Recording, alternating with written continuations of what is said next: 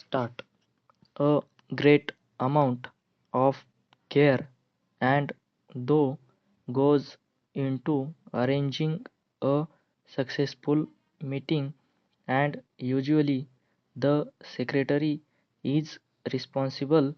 His work generally starts well in advance of the actual date of the meeting and continues afterwards. He may or may not be responsible for fixing the date, time, and place, but in any case, he will require to know these details as far as possible in advance.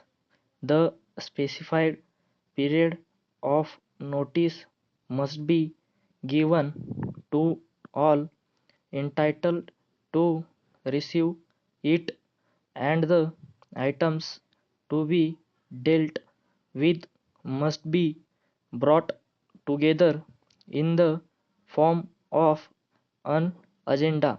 Para.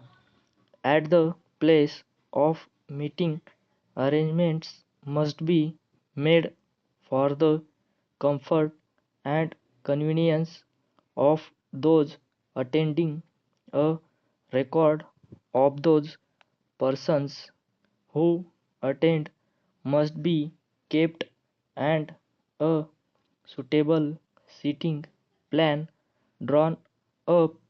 The actual details will vary according to the size and nature of the meeting, but careful and thoughtful planning is desirable in every case.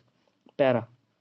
The secretary must be ensure that all the necessary documents and records likely to be needed are available for quick reference, and should be able to give advice and guidance to the chairman or other officials if called upon to do so.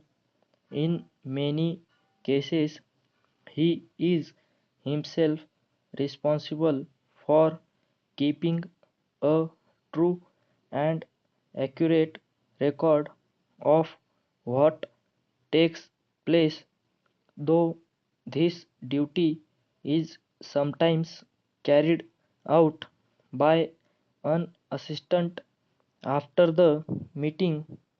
He should ensure that all the papers and books are collected properly. Stop.